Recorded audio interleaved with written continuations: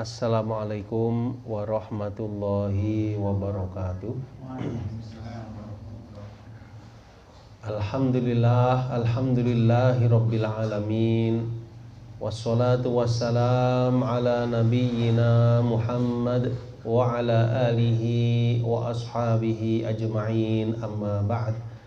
Kaum muslimin dan muslimat yang dimuliakan oleh Allah Subhanahu wa ta'ala, alhamdulillah, pertama-tama marilah kita panjatkan rasa syukur kepada Allah Subhanahu wa ta'ala, karena dengan nikmat dan anugerahnya jamaah sekalian kita masih diberikan kemudahan untuk bisa menjalani hidup ini dalam keadaan mudah-mudahan sehat walafiat, dan semoga Allah mudahkan segala keinginan kita menuju kebaikan dan ridha Allah Subhanahu wa ta'ala.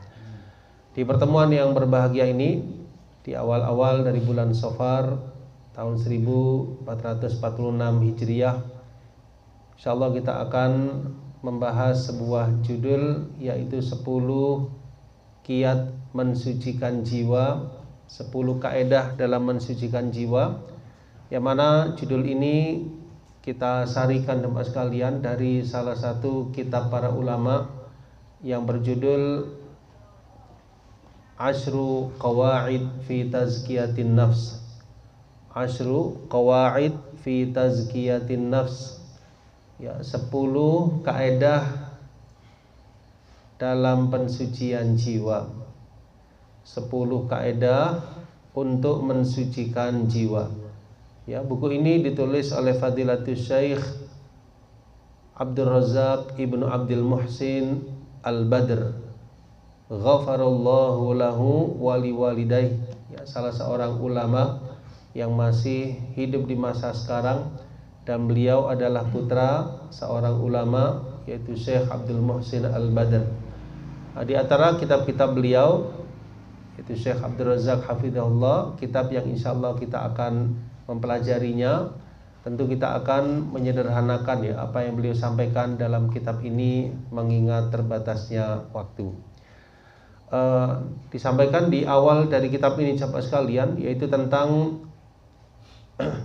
muqaddimah, ya. Beliau awali dengan bismillahirrahmanirrahim, lalu beliau bertahmid memuji Allah Subhanahu wa ta'ala, kemudian beliau bersalawat kepada Nabi sallallahu alaihi wasallam.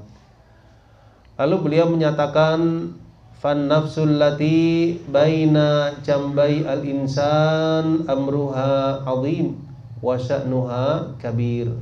Ya, jadi maksud sederhananya adalah jiwa yang ada pada diri seorang hamba, yang ada pada diri manusia, itu perkaranya adalah agung, perkaranya adalah besar, sampai Allah Subhanahu wa ta'ala bersumpah di dalam salah satu surah di dalam Al-Qur'anul Karim, tepatnya di surah Asy-Syams, "Alan nafsil muflihah wa ghairil muflihah", terhadap jiwa yang beruntung dan jiwa yang tidak beruntung, tidak berbahagia. Allah berfirman, "A'udzubillahi minasyaitonir rajim. Bismillahirrahmanirrahim. Wasyamsi wadduhaha wal qamari idza talaha wan nahari idza jallaha wal laili idza yaghshaha was samai wama banaha wal ardi wama tahaha wa nafsi wama sawwaha fa alhamaha fujuraha wa taqwaha qad aflaha man zakkaha." Ya, setelah Allah bersumpah jemaah sekalian, ya, dengan sebagian makhluknya, Allah nyatakan di ayat yang ke-9 dari surah Asy-Syams, sungguh beruntunglah, berbahagialah orang yang mensucikan jiwanya.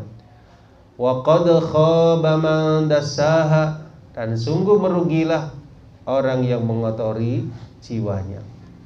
Maka di sini salah satu tanda kebahagiaan seorang mukmin dan mukminah jemaah sekalian, ketika dia berusaha untuk memperbaiki dirinya, memperbaiki hati dan jiwanya, sehingga menjadi an-nafsul muflihah, ya, jiwa yang berbahagia, jiwa yang beruntung Karena Allah Subhanahu wa taala jelaskan qad aflaha, sungguh beruntunglah orang yang mensucikan jiwanya.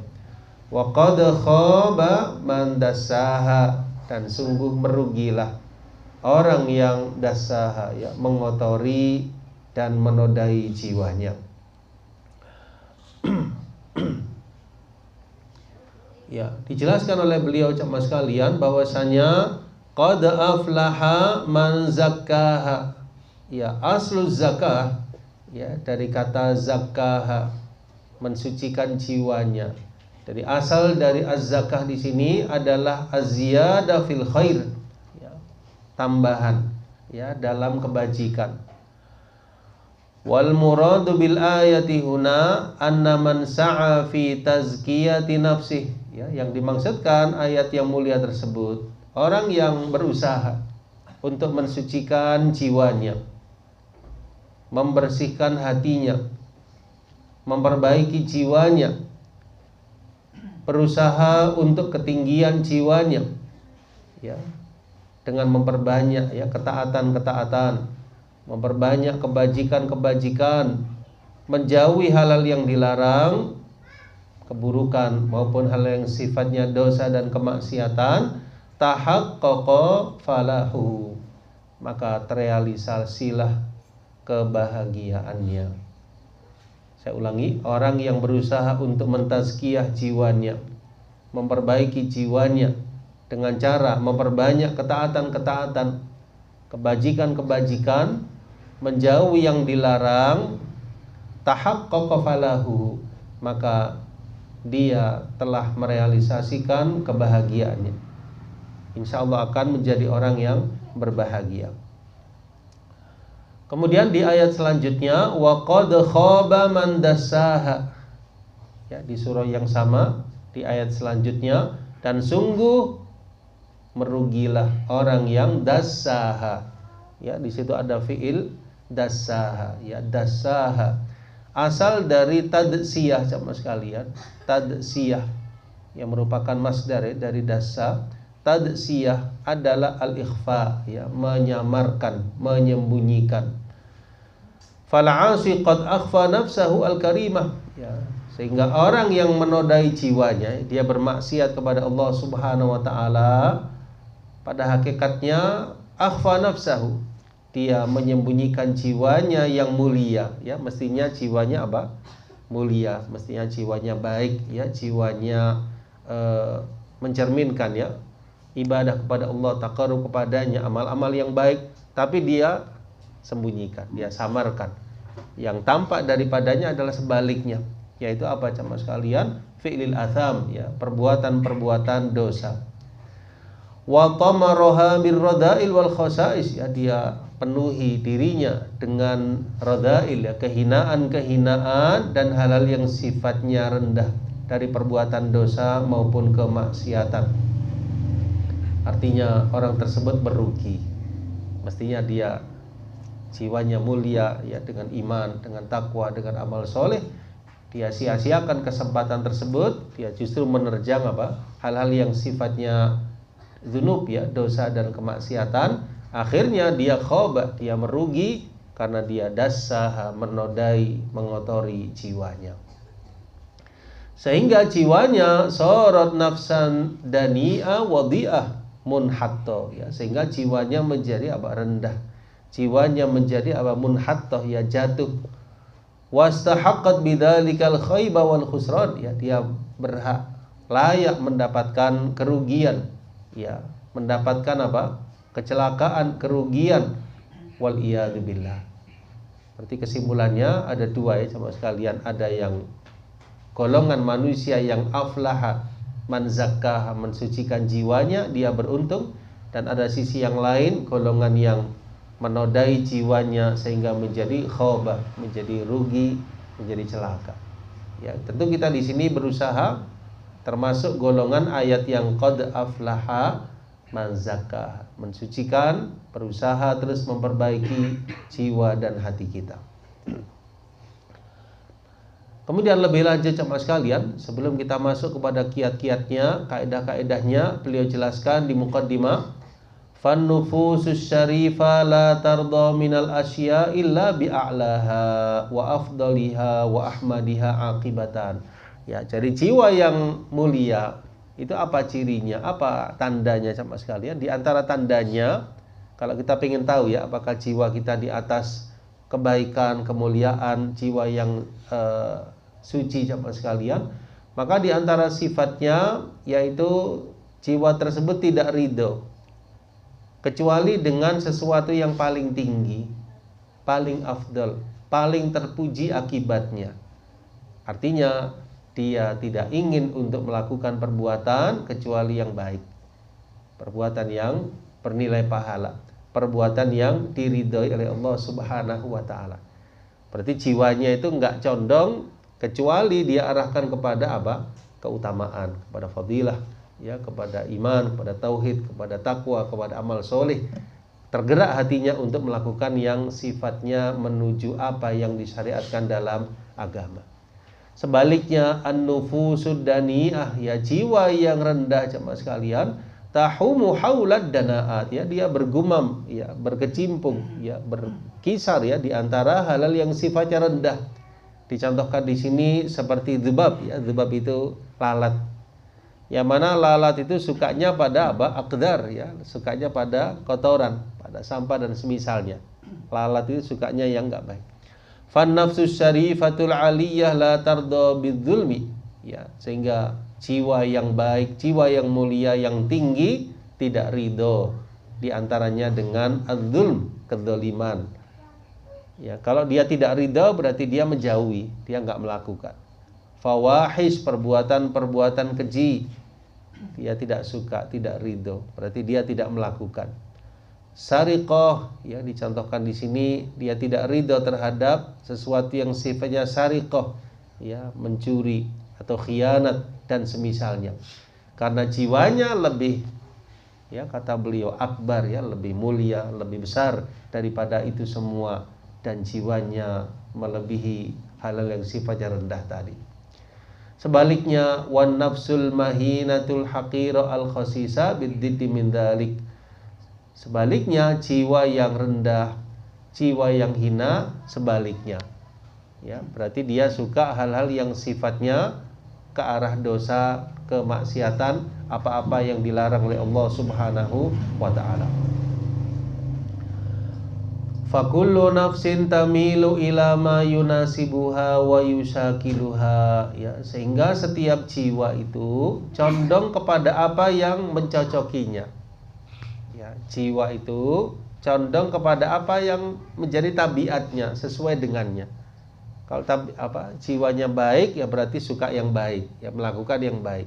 Jiwanya nggak baik, berarti dia suka sesuatu yang tidak baik, dia akan melakukan sesuatu yang tidak baik tersebut. Demikian yang dimaksud.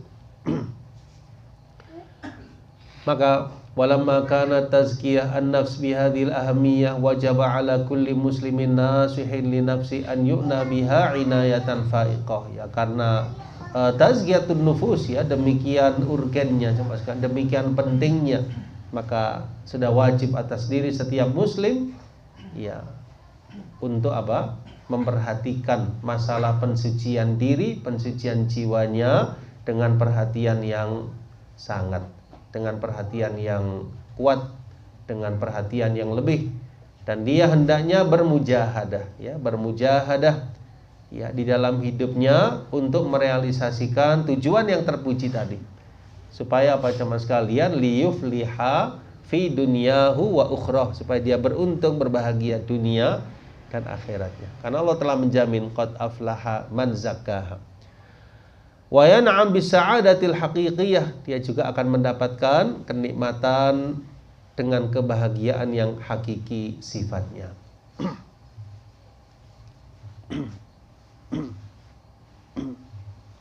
Nah, lalu apa jemaah sekalian kaedah-kaedah yang perlu kita fahami demi baiknya diri kita, mulianya jiwa kita, dan menjadi mereka yang mendapatkan keberuntungan, kebahagiaan dunia dan akhirat? Yang pertama di antara kaedah yang beliau sampaikan jemaah sekalian, kita lihat di halaman selanjutnya, di halaman ke-10, ya, dari kitab ini. Kaedah yang pertama, Kata beliau, at-tauhidu aslu ma tazku bihi an-nufus. Ya, jadi kaidah yang pertama, jiwa tersebut hendaknya mentauhidkan Allah Subhanahu wa taala. Ya. Kalau harfiah dari bab ini maksudnya adalah tauhid itu asal sesuatu yang mensucikan jiwa. Ya, tauhid itu asal pokok perkara yang bisa mensucikan jiwa dengan tauhid. Ya, berarti dengan kata lain apa? Jiwa seseorang yang ingin untuk baik mulia hendaknya dia mentauhidkan Allah Subhanahu wa taala. Mentauhidkan Allah adalah kunci dan sebab yang pertama tazkiyatun nufus di dalam diri seorang hamba. Baik. Kata beliau, inna tauhidahu wal ghaya allati min ajliha khalaqana Allahu azza wa jalla wa aujadana. Ya, jadi sesungguhnya tauhid itulah tujuan yang karenanya Allah Subhanahu wa taala ciptakan kita dan adakan kita di alam dunia ini. Ya, Allah berfirman di dalam surah Adz-Dzariyat, a'udzubillahi minasyaitonir rajim, wa ma khalaqtul jinna wal insa illa liya'budun. Dan tidaklah aku menciptakan jin dan manusia kecuali agar mereka menyembah. Maksudnya menyembah kepada Allah Subhanahu wa taala. Liya'budun ay liwahiduni, agar mereka mentauhidkanku, mentauhidkan Allah Subhanahu wa taala. Di lain ayat Allah berfirman, wa laqad ba'atsna fi kulli ummatir rasulan an i'budullaha wajtanibut taghut. Dan sungguh kami telah mengutus setiap umat seorang rasul. Nah, seruan masing-masing rasul tadi apa kepada umatnya? Ani'budullah, sembahlah oleh kalian Allah dan janganlah dan jauhilah oleh kalian taghut. Ya, di antara makna taghut segala sesuatu yang diibadahi selain Allah Subhanahu wa taala dan dia ridho. Maka inilah intisari dakwah para nabi dan rasul. Dan inilah sebab yang pertama, kaidah yang pertama untuk tazkiyah an-nufus. Sehingga jamaah sekalian, tauhid inilah yang dipesankan ya oleh Nabi Shallallahu Alaihi Wasallam kepada sahabat Mu'ad ya ketika akan berangkat diutus ya ke negeri Yaman dalam rangka berdakwah di sana. Jamaah sekalian, apa yang beliau sampaikan? Innaka taqdamu ala qaumin min ahlil kitab falyakun awwala ma tad'uhum ila an yuwahhidullaha ta'ala. Ya, sesungguhnya engkau akan mendatangi satu kaum dari ahli kitab, maka hendaknya yang pertama kali engkau serukan kepada mereka agar mereka mentauhidkan Allah Subhanahu wa taala. Ini yang pertama jamaah sekalian. Jadi bukanlah rincian syariat, bukanlah adab dan akhlak, tetapi yang pertama disuruh oleh para nabi dan rasul agar manusia mengajak ibadah kepada Allah Subhanahu wa taala semata, mentauhidkannya, menjauhi segala macam bentuk kesyirikan. Dan ini pula yang merupakan prioritas pertama Nabi Shallallahu alaihi wasallam ketika berdakwah pada fase Mekah. Ya, 13 tahun lamanya intisarinya adalah beliau mengajak manusia, mengajak kepada kalimat tauhid la ilaha illallah. Baru setelah itu turun ya rincian syariat, diantaranya untuk menunaikan ibadah sholat dan ibadah-ibadah lainnya. Baik.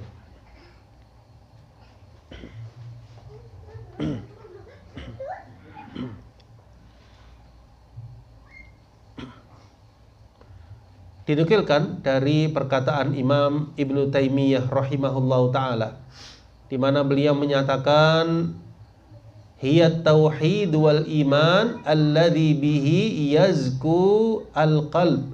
Ya, jadi tauhid dan iman itu dengannya jemaah sekalian hati itu akan menjadi bersih. Hati itu akan menjadi suci. Fa innahu yatadamman nafya ilahiyyati ma siwal haqqi minal qalbi. Ya, karena ketika seseorang itu mentauhidkan Allah, dia beriman kepada Allah semata jemaah sekalian, maka dia juga menghilangkan, menafikan segala sesembahan, ya, nafya ilahiyah, menafikan sesembahan yang diibadahi selain Allah Subhanahu wa taala dari hatinya. Seperti dia meyakini, mengimani, mentauhidkan Allah Subhanahu wa taala dalam baik di dalam rububiyahnya, uluhiyahnya maupun dalam asma dan sifat. Maksudnya jamaah sekalian, hatinya mengimani, mentauhidkan Allah bahwasanya Allah adalah yang maha menciptakan alam semesta. Dia yakin yang menciptakan alam Tuhan yang satu, Allah Subhanahu wa taala, yang mengaruniakan rezeki ya kepada seluruh makhluknya, Tuhan yang satu, Allah Subhanahu wa taala, yang maha mengatur ya silih bergantinya malam dan siang, mengatur alam, menurunkan hujan, dan dialah yang mengatur ya pergerakan alam ini. Dialah Tuhan yang satu, Allah Subhanahu wa taala. Inilah yang sering diistilahkan oleh para ulama dengan tauhid ar-rububiyah. Kemudian dia mengesahkan Allah di dalam ibadah ya, baik dalam sholatnya, dalam puasanya, di dalam doanya, dalam tawakalnya, di dalam segala bentuk aspek ibadahnya dia tujukan semata-mata kepada Allah. Inilah hakikat tauhid al-uluhiyah. Dia tidak menyembah kecuali kepada Tuhan yang satu, Allah Subhanahu wa taala. Dia tidak memberikan ibadahnya kecuali kepada Allah Subhanahu wa taala. Dan dia meyakini bahwasanya Allah memiliki nama-nama yang indah dan sifat-sifat yang mulia. Inilah maksud dari tauhid asma dan as-sifat. Wa itsbat ilahiyatil haqqi fil qalbi ya, dan kata Imam Ibnu Taimiyah rahimahullah, dia menetapkan ilahiyatil haqqi fil qalbi ya, dia menetapkan ketuhanan yang benar dalam hatinya. Maksudnya dia menetapkan Allah lah sesembahan yang hak dalam hatinya, dan inilah hakikat la ilaha illallah wa hadza aslu ma tazku bihi al-qalb, dan inilah asal hati menjadi bersih, hati menjadi suci. Demikian pula perkataan Imam Ibnu Qayyim rahimahullah taala, di mana beliau menyatakan qala aktsarul mufassirina minas salafi wa man ba'dahum hiya tauhid syahada an la ilaha illallah wal iman alladzi bihi yazkul qalb wa huwa aslu kulli zakain wa nama. Ya, jadi telah berkata kebanyakan para ahli tafsir ya dari kalangan salaf. Ya, salaf itu maksudnya generasi terdahulu ya, dari kalangan para sahabat yang pernah bertemu dengan Nabi sallallahu alaihi wasallam, beriman dan wafat di atas iman. Kemudian pula generasi setelahnya ya, generasi tabi'un, generasi yang pernah ketemu sahabat, dan generasi tabi'ut tabi'in ya, generasi yang pernah bertemu dengan tabi'in, dan ulama-ulama yang mengikuti mereka dalam kebajikan. Mereka adalah para salaful ummah. Telah menjelaskan, telah berkata kebanyakan para mufassirin dari kalangan salaf dan setelah mereka bahwasanya itu adalah tauhid syahadah la ilaha illallah dan iman yang dengannya akan menjadi suci dan bersih hati. Wa huwa aslu kulli zakatin wa nama ya, dan tauhid inilah yang merupakan asal setiap berkembangnya, bertambahnya sesuatu ya, maksudnya kebaikannya, amal solehnya, ibadah dan seterusnya. Jamaah sekalian, ini adalah buah dari tauhidnya, dari imannya yang menghunjam di dalam jiwa seorang hamba. Kemudian lanjutannya jamaah sekalian, wa kama anna tauhid huwa aslu ma tazku bihin nufusu wa tathur fa inna syirka huwa asyaddu ma yudannisun nufusa wa yaftiku biha bal huwa muhbit li jami'il a'mal ya, sebagaimana tauhid itu pokok landasan kebersihan jiwa, kebaikannya, maka sebaliknya kesyirikan adalah asal yang menodai jiwa seorang hamba. Bahkan dengan syirik itulah jamaah sekalian yang bisa menghapuskan amal-amal yang pernah dilakukan oleh hamba tersebut.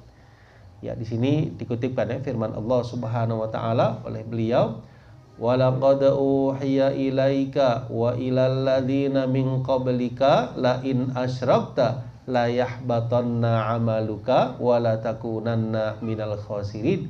Dan sungguh telah diwahyukan kepada engkau wahai Nabi, maksudnya Nabi Muhammad sallallahu alaihi wasallam, dan mereka yang sebelum engkau, bahwasannya kalau engkau berbuat kesyirikan akan hapuslah amalmu dan engkau benar-benar termasuk golongan orang-orang yang merugi. Berarti kesimpulan dari kaidah pertama jamaah sekalian, untuk mensucikan jiwa seorang hamba, diri kita kuatkan landasan tauhid kita kepada Allah Subhanahu wa taala, kita kokohkan dan kita jauhkan dari segala macam bentuk kesyirikan kepada Allah Subhanahu wa taala, baik itu sesuatu yang sifatnya asyirkul akbar maupun yang sifatnya asyirkul asghar ya. Semakin kita menjauh, kita komitmen di atas tauhid, maka insya Allah akan semakin ya bersih hati kita, jernih jiwa kita, dan ini adalah kaidah yang pertama. Sehingga di akhir ya kaidah ini beliau menyatakan wala zakata lin nafsi illa bi takhlisiha minasyirki bi jami'i anwa'i wa takhlisiha min kulli ma yunaqidu tauhida wa yud'ifu ya. Jadi tidak ada tazkiyatun nufus kecuali dengan apa? Membersihkan jiwa dari kesyirikan dengan segala macam bentuknya, jenis-jenisnya. Nah, bagaimana kita tahu? Tentu dengan mempelajari tauhid, dengan mempelajari apa itu akidah yang benar, sehingga kita tahu apa itu tauhid, apa itu kesyirikan, apa bahaya-bahaya kesyirikan dan jenis-jenisnya, untuk kita jauhi supaya lebih kokoh tauhid kita. Dan membersihkannya dari segala yang berlawanan dengan tauhid ya, maksudnya membersihkan jiwa kita dari segala yang bertentangan dengan tauhid atau melemahkannya. Ya, misalnya apa jemaah sekalian? Misalnya kebergantungan kepada selain Allah Subhanahu wa taala dalam urusan keberuntungan, dalam urusan rezekinya, dalam hal-hal yang sifatnya dia ingin terjauhkan dari mara bahaya, maka dia tidak tawakal kecuali hanya kepada Allah semata. Ini dalam hati, dalam jiwa kita. Seorang mukmin dia menggantungkannya segala urusannya kepada Allah, dan dia tidak sama sekali bergantung kepada sesuatu selainnya. Demikian pula di dalam ar-raja al-khauf. Ar-raja maksudnya harapan ya, mengharap ya rahmat Allah Subhanahu wa taala, mengharap pahalanya. Takut ya, takut yang sifatnya ubudiyah, penghambaan, tidak dia berikan kecuali hanya kepada Allah Subhanahu wa ta'ala. Dia berusaha membersihkan dirinya dari segala yang berlawanan dengan tauhid atau melemahkan tauhid tersebut. Insyaallah demikian ya, sahabat sekalian, kaidah yang pertama.